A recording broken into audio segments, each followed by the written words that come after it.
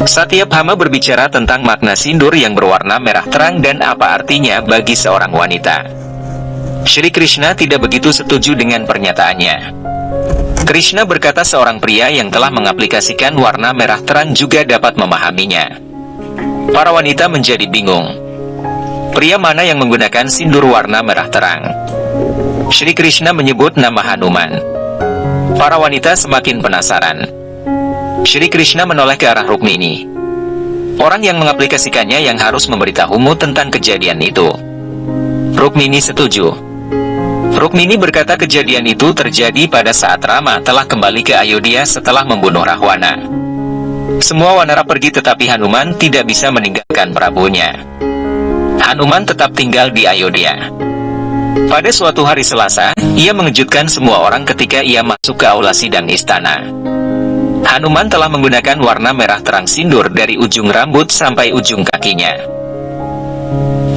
Di Ayodhya, semua orang meneriakkan pujian kepada Sri Rama. Sri Rama bertanya-tanya di mana Hanuman. Hanuman masuk tepat pada saat itu.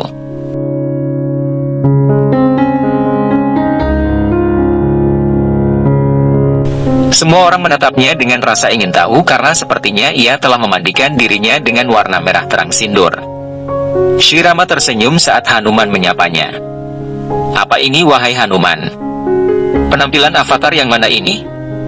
Hanuman berkata bahwa dirinya telah mengenakan penampilan ini untuk membuatnya bahagia. Sri Rama bertanya kepada Hanuman siapa yang memberitahunya bahwa penampilan ini atau bahan khusus ini yang membuatnya bahagia. Hanuman memberikan pujian kepada Ibu Sinta.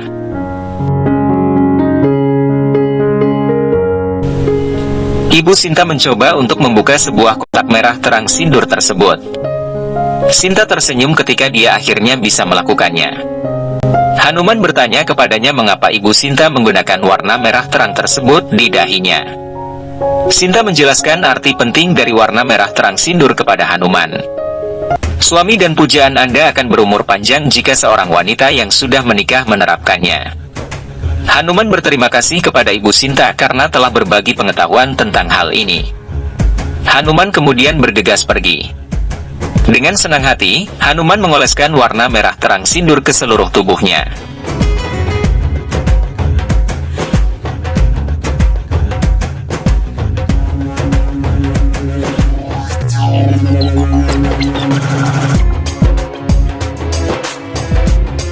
Sri Rama beralasan bahwa Ibu Sinta hanya mengoleskan sedikit warna merah terang. Hanuman berkata bahwa saya telah melakukannya agar Anda tidak pernah meninggalkan para penyembah Anda. Anda akan menjadi abadi dengan cara ini dan tinggal bersama kami selamanya. Sri Rama merasa sangat tersentuh. Rama memegang Hanuman di pundaknya. Rama berkata bahwa cinta, pengabdian dan kesederhanaanmu sangat berharga. Pengabdian seperti ini membuat saya membungkuk di depan para penyembah saya. Anda telah melakukan gerakan yang begitu indah untuk saya hari ini pada hari Selasa. Mulai sekarang dan seterusnya, siapapun yang akan berdoa dengan penuh pengabdian dan akan menyembah bentuk Anda ini akan selalu diberkati olehku. Saya akan menjaga mereka dan memuja Anda seperti Anda memuja saya. Hanuman bersujud di hadapan Rama. Istri-istri Shri Krishna merasa terhibur setelah mendengar cerita ini. Rukmini berkata bahwa saya juga telah mengatakan kepada Hanuman saat dahulu diriku dalam avatar Sinta bahwa warna merah terang merupakan simbol dari pengabdianmu yang tiada hentinya kepada suami atau pujaanmu. Hanuman juga menunjukkan baktinya kepada Tuhan dengan melakukan hal yang sama. Jamwati sangat terkesan dengan perhatian penuh Hanuman kepada Rama. Salah satu istrinya bertanya kepada Shri Krishna tentang nasib Kesari dan Anjana. Shri Krishna mengatakan bahwa mereka sangat bahagia bersama tetapi mereka belum dapat memiliki anak meskipun mereka telah menikah selama bertahun-tahun. Kesari selalu merasa bersalah. Anjana juga sangat sedih karena tidak bisa menjadi seorang ibu. Anjana tahu betapa pentingnya melanjutkan garis keturunan keluarga. Ini tentang sebuah keturunan sah sebuah kerajaan.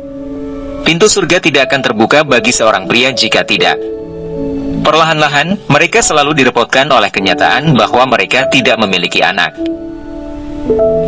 Kesari melihat keluar jendela. Ia merasa sedih saat melihat beberapa anak sedang bermain dengan ayah mereka. Anjana juga memperhatikannya. Anjana juga merasa sedih. Jamwati bertanya-tanya mengapa Anjana tidak dapat hamil ketika dia sebenarnya diberkati untuk membawa benih Dewa Shiva ke dunia. Sri Krishna mengatakan bahwa tidak masalah jika Anjana harus melahirkan bayi secara normal, tetapi ia harus benar-benar membawa benih Dewa Shiva di dalam rahimnya. Dia belum begitu siap untuk itu. Anjana dahulu adalah seorang bidadari pada kelahiran sebelumnya. Surga adalah tempat yang menyenangkan dan bermain-main dan kenikmatan. Anjana harus melakukan beberapa meditasi untuk itu. Kesari dan Anjana juga ingin mencari tahu lebih banyak tentang hal itu. Mereka ingin tahu apa yang dapat mereka lakukan untuk memiliki seorang bayi.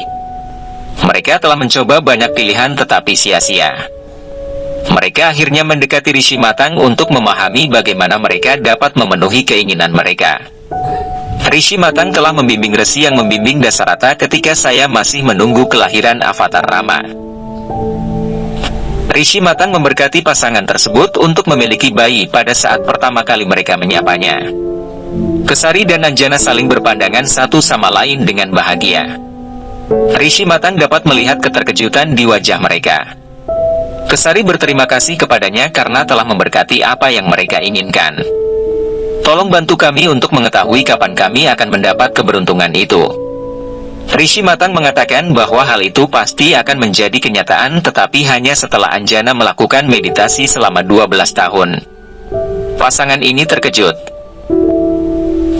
Anjana mulai melakukan meditasi di tepi sungai Gangga, melantunkan syair pujian kepada Mahadewa tanpa henti, siang dan malam. Ritual, syair dan doa pujian dari Anjana terdengar siang dan malam ke seluruh penjuru semesta. 10 tahun berlalu, Anjana masih fokus dalam menjalankan meditasinya mengagungkan nama Mahadewa.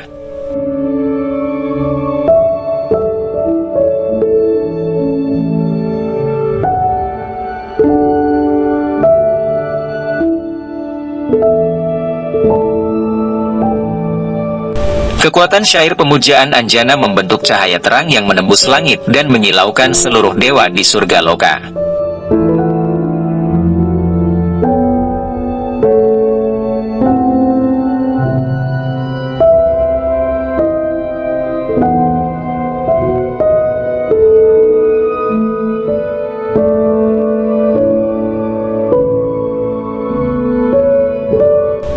Kekuatan doa tersebut bahkan mencapai tempat Dewa Brahma dan Dewi Saraswati.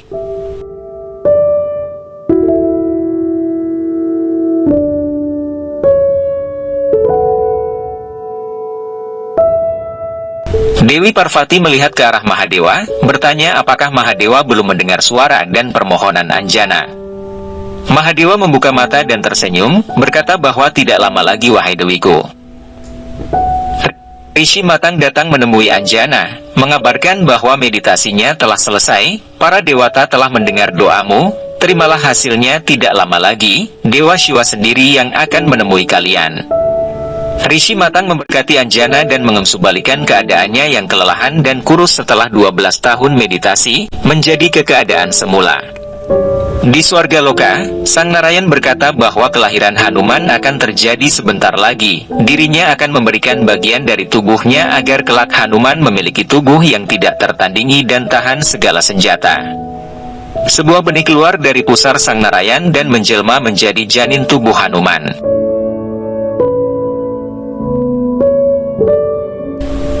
Benih Dewa Hanuman menunggu waktunya untuk turun ke bumi dan masuk ke perut Anjana. Para dewa muncul dan memberi hormat kepada benih Hanuman.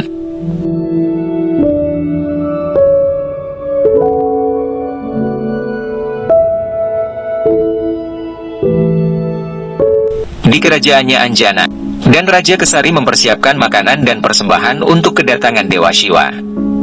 Anjana melihat ke depan istana, tapi sosok Dewa Shiva belum muncul. Keesokan harinya, Dewa Shiva tiba dan mengambil avatar seorang pengemis untuk menguji Anjana dan Kesari. Sang Resi pengemis berteriak meminta persembahan dan berkah.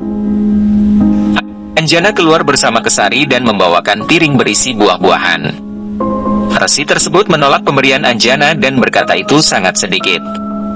Memberi makan seseorang tidak boleh membatasi. Resi berkata bahwa dia mencium bau yang sangat lezat dari dalam istana dan berharap agar Raja dan Ratu Wanara mengizinkannya untuk masuk dan menyantap makanan tersebut. Anjana dan Kesari terdiam tanpa menjawab. Sang Resi berkata bahwa diam kalian menunjukkan sifat asli kalian. Aku akan pergi dengan rasa kecewa.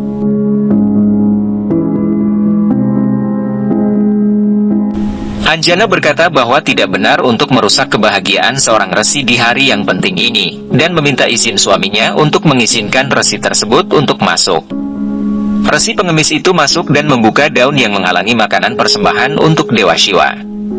Resi berlaku tidak sopan dan meminta untuk hal-hal yang lain agar dipenuhi.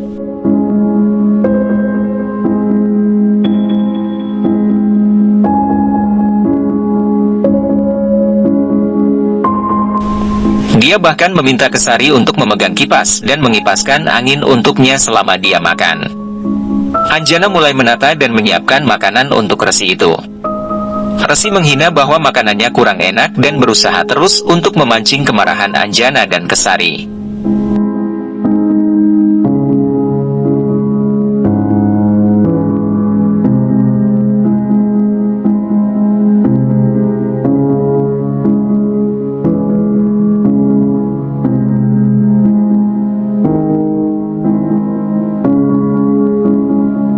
Makanan telah habis dan resi bertanya kepada siapa kalian sebetulnya akan mempersembahkan makanan sebanyak itu.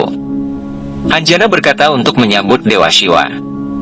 Resi berusaha memancing kemarahan Anjana dengan menceritakan hal-hal buruk mengenai Mahadewa, berharap agar Anjana emosi. Anjana berhasil menangkis semua ucapan resi dan berhasil membela keberadaan Dewa Shiva. Dewa Shiva akhirnya muncul dan memuji bahwa Anjana dan Kesari telah lulus dalam ujiannya. Dewa Shiva berkata bahwa hadiahku akan diantarkan segera oleh Dewa Bayu kepada kalian. Di Kailas, Dewa Bayu muncul dan menyapa Mahadewa. Dewa Bayu bertanya mengenai tujuan Mahadewa memanggilnya. Mahadewa menyentuh dadanya dan mengeluarkan seberkas cahaya yang merupakan titisan kekuatan dan kemampuannya, dan menyerahkannya kepada Dewa Bayu. Mahadewa meminta Dewa Bayu untuk menyerahkan kekuatan sebagai titisannya tersebut kepada pasangan Anjana dan Kesari. Dewa Bayu memberi hormat kepada Sang Narayan dan Dewa Laksmi saat dirinya melewati mereka.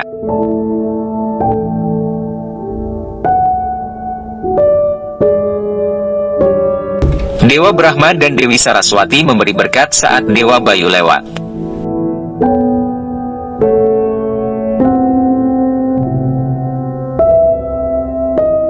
Anjana dan Kesari menunggu di tepi tebing untuk menerima berkah Dewa Shiva.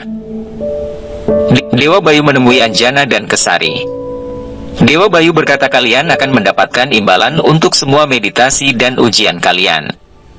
Dewa Bayu memberi mereka mangga sebagai hadiah. Kamu pasti akan segera dikaruniai seorang bayi. Mereka menangkupkan tangan mereka di hadapannya. Beliau memberkati mereka dan kemudian menghilang. Pasangan itu terlihat sangat bahagia. Anjana duduk di depan Shivling Dewa Shiva. Kesari memberinya mangga tersebut. Anjana mengingat kata-kata Dewa Shiva bahwa Dewa akan memberikan hadiah dari saya. Terimalah dan makanlah jika dari tangan suamimu. Anjana kemudian memakan mangga itu. Rukmini mengatakan Anjana hamil setelah beberapa saat kemudian. Seorang ibu mengalami banyak perubahan dalam periode itu. Dia harus menanggung banyak masalah juga. Jamwati menambahkan bahwa inilah sebabnya mengapa semua wanita dan anggota keluarga wanita lain di rumah merawat wanita hamil secara khusus. Lalu siapa yang merawat Anjana? Shri Krishna menyebut Anjana sangat beruntung bahwa saudari saya Dewi Parvati sendiri yang datang untuk membantunya. Dewi Parvati memberikan tanggung jawab kepada Nandi untuk menjaga Kailas dan Dewa Shiva ketika ia keluar dari meditasinya. Dewa Shiva memintanya untuk mengisi periuknya dengan air karena periuknya kosong. Parvati ragu-ragu tetapi kemudian setuju untuk melakukannya. Dewa Shiva hanya menggodanya.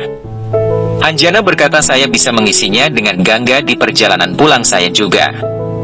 Parvati berkata dirinya ingin membantu Anjana karena dia mungkin membutuhkan bantuan dan bimbingannya. Bagaimanapun, Anjana membawa benih kekuatan Anda. Istri-istri Sri Krishna tidak tahu bahwa Dewa Shiva juga nakal seperti Krishna. Rukmini menjawab bahwa Dewa Shiva dan Narayana sama dalam banyak hal. Mereka senang bahwa Parvati sangat peduli terhadap Anjana. Sri Krishna mengatakan bahwa cinta dan rasa takut bekerja berdampingan.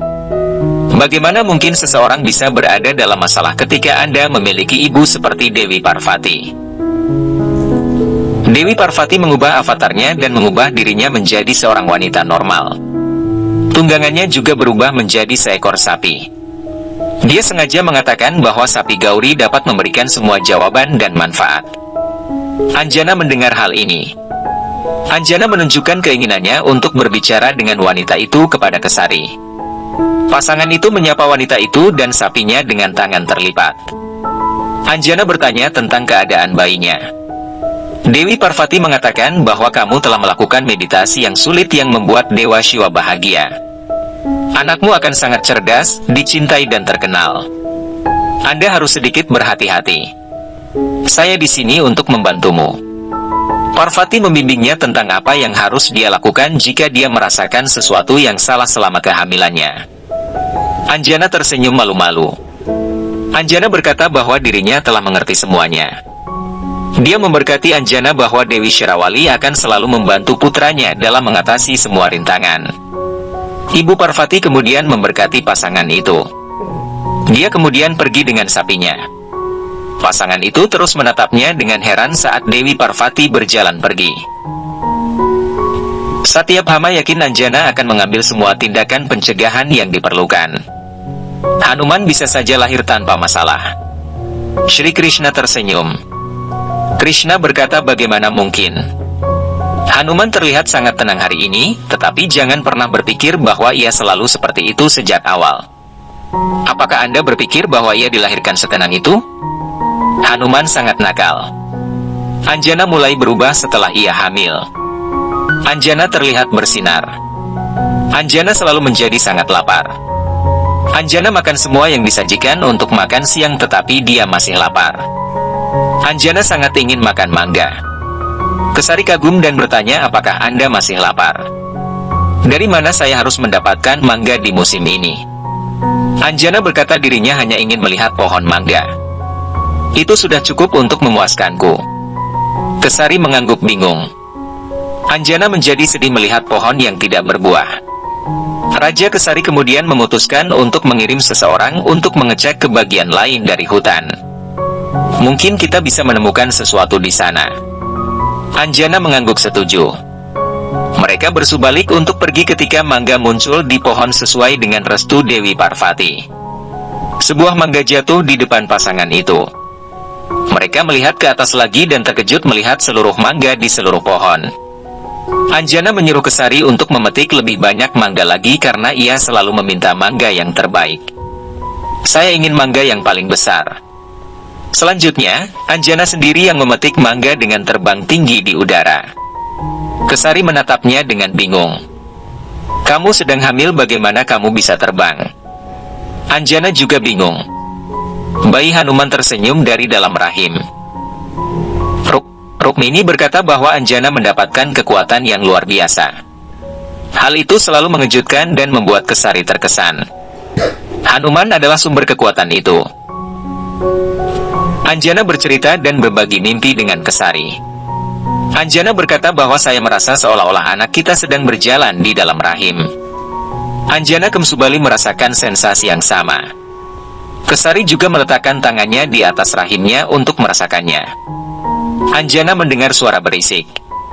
Sebuah pohon akan tumbang menimpa dua anak yang sedang bermain di dekatnya tanpa menyadari bahaya yang akan datang. Anjana bergegas dan memegang pohon itu dengan satu tangannya. Anjana kemudian mendorongnya ke belakang. Kesari dan anak-anak menatapnya dengan kagum.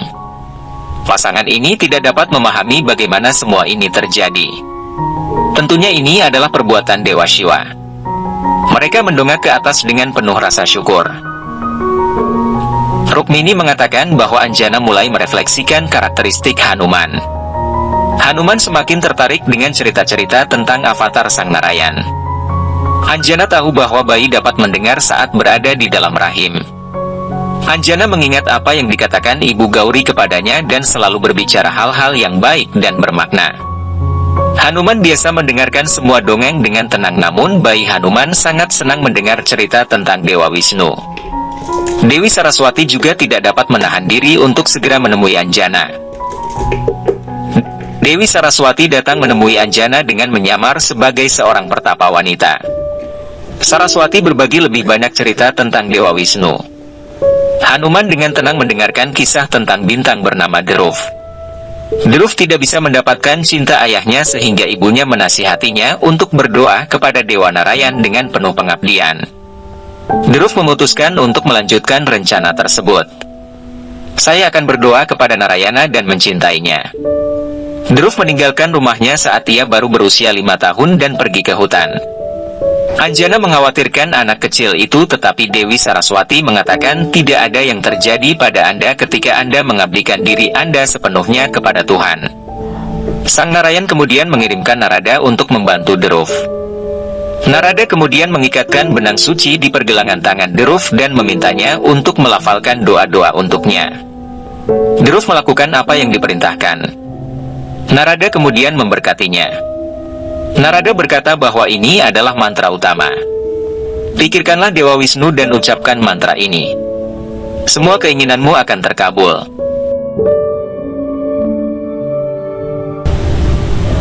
Anjana tertidur saat mendengarkan cerita tersebut. Dewi Saraswati kemudian kembali ke bentuk aslinya. Saraswati menutupi Anjana dengan selimut, tetapi janin Hanuman memanggilnya. Janin Hanuman bertanya apa yang terjadi kemudian. Dewi Saraswati tersenyum. Saraswati kemudian berkata bahwa Sang Narayan kemudian muncul di hadapan Dhruv setelah 1 tahun. Sang Narayan sangat terkesan dengan pengabdian Dhruv. Engkau telah melakukan meditasi yang begitu berat di usia semuda ini. Sang Narayan kemudian memberkati Dhruv. Dhruv menjalani kehidupan yang bahagia setelah itu dan disayangi oleh ayahnya. Dia akhirnya menjadi terkenal sebagai Dhruv Taara di kemudian hari. Dewi Saraswati memberkati Anjana dan Hanuman dan kemudian menghilang. Rukmini berkata ini adalah bagaimana bayi Hanuman belajar pelajaran pertamanya tentang pengabdian kepada Tuhan. Shri Krishna berkata bahwa saya memiliki segalanya dalam kendali saya, tetapi saya sepenuhnya mengabdi kepada para penyembah saya. Mereka selalu memikirkan saya dan begitu juga diriku sesubaliknya, aku selalu memikirkan mereka. Saya melindungi mereka dari semua masalah, memenuhi setiap keinginan mereka, membantu mereka ketika mereka membutuhkan. Semua dewa dan dewi memahami pengabdian Hanuman kepada saya. Mereka semua mulai membimbingnya dengan cara yang sama. Saptrishi juga datang untuk memberkati pasangan ini dan Hanuman ketika Anjana dan Kesari sedang tidur. Mereka memberkati bayi Hanuman dan mengikatkan benang-benang suci di seluruh sudut kamar mereka. Tiba saatnya untuk acara 7 bulan Anjana.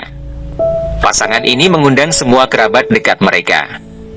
Tetapi hujan turun tanpa henti sejak pagi hari, sehingga tidak ada kerabat yang datang memberi berkah. Anjana dan Kesari merasa terganggu dengan hal yang sama. Anjana menangis di hadapan shivling batu pemujaan Dewa Shiva yang ditujukan kepada Dewi Parvati. Mengapa rintangan seperti ini datang pada saat yang baik? Anda telah mengatakan bahwa ini adalah benih kekuatanmu. Bagaimana mungkin engkau bisa begitu tidak adil terhadap benihmu sendiri? Mengapa anak saya tidak mendapatkan berkah dari keluarga kami di hari perayaan ini? Tolong kasihanilah. Hukumlah saya jika saya telah melakukan kesalahan, tapi jangan jauhkan anak saya dari berkah orang-orang yang kita cintai. Kesari juga merasa sedih melihatnya seperti itu. Kesari juga menangkupkan kedua tangannya untuk berdoa. Dewi Parvati sangat tersentuh. Dia memutuskan bahwa acara pemberkatan bayi akan tetap dilaksanakan. Anakmu akan diberkati dengan cara yang tidak pernah diberkati oleh siapapun. Dewi Parvati datang ke istana dan memanggil Dewi Laksmi dan Dewi Saraswati serta semua dewi-dewi lainnya dari kahyangan. Pelayan memberitahu Anjana tentang kedatangan mereka. Kerabatmu tidak ada di sini, tetapi banyak wanita cantik yang sudah menikah telah datang dengan banyak hadiah yang indah. Anjana menjadi sangat bahagia. Semua dewi memberkati Anjana dan bayinya.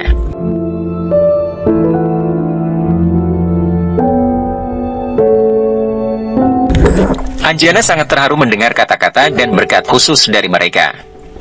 Wajah bahagia Anjana terlihat. Semua dewi memberkati Anjana dan bayinya.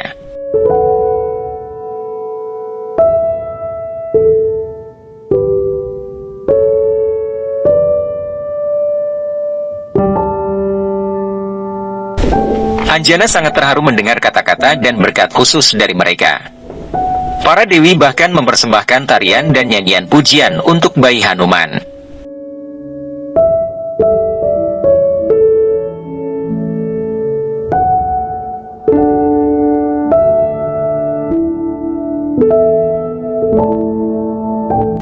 Dewi Saraswati menceritakan bahwa kelak Sang Narayan akan turun juga ke bumi untuk membasmi Adharma, dan tugasmu adalah untuk membantunya.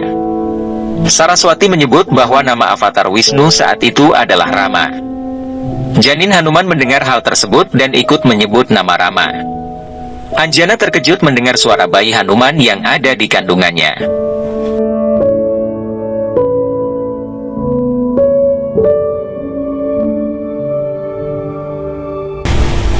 Sri Krishna menceritakan sebuah kejadian ketika kehidupan Hanuman berada dalam bahaya meskipun ia masih berada di dalam rahim Anjana. Subali dan Sugriwa adalah dua orang pangeran dari keturunan Raja Wanara yang sangat terkenal di kerajaan Kiskenda. Subali memiliki sifat sombong sementara Sugriwa memiliki sifat yang rendah hati.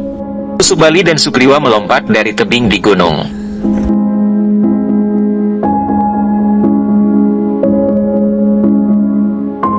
Subali menang lagi dan mendarat dengan sempurna.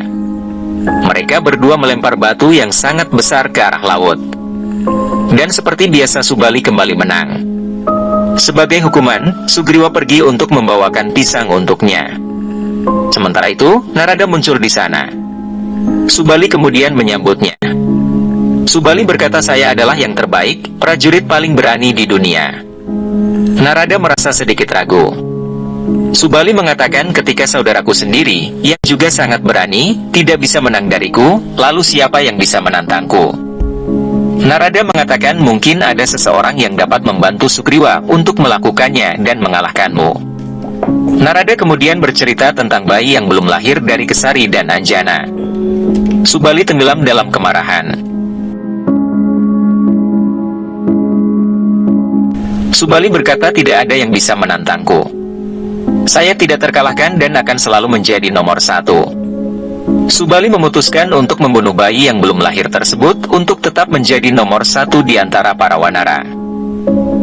Subali kemudian menyuruh tabib untuk membuat racun yang dapat membunuh seseorang secara instan. Tabib kemudian menggiling ramuan beracun khusus untuknya dan memberikannya. Racun ini dapat membunuh siapa saja dengan efek langsung. Tidak ada tabib yang bisa mengerti atau bahkan menyembuhkannya. Subali mencapai istana Kesari secara diam-diam. Ia melihat seseorang sedang membuat kir untuk Anjana. Subali telah memutuskan bahwa dia tidak akan membiarkan pesaingnya bertahan atau terlahir. Subali mencoba memasuki istana ketika ruangan kosong tetapi tidak bisa masuk ke dalam karena ada benang-benang suci yang diikatkan di sekeliling ruangan oleh para dewa. Tangannya terluka dalam proses tersebut. Subali memperhatikan benang-benang yang mengikatnya. Subali masih belum menyerah. Keesokan paginya, Anjana dan Kesari bersembahyang di pura. Mereka disambut oleh Subali yang menyamar sebagai pendeta. Subali menawarkan mereka persembahan. Kesari bertanya-tanya di mana pendeta yang biasa mereka temui. Pendeta lama diperlihatkan terikat di sebuah pohon. Mulutnya juga disumbal. Kesari menyapa Subali. "Kamu telah melakukan kesalahan dengan cara menggoda." Kesari berkata, "Jika pendeta biasa yang berada di tempatmu, maka ia tidak akan menawarkan hanya semangkuk kecil, tetapi seluruh panci kir." Anjana tersenyum. Subali memberi isyarat padanya untuk mengambil persembahan.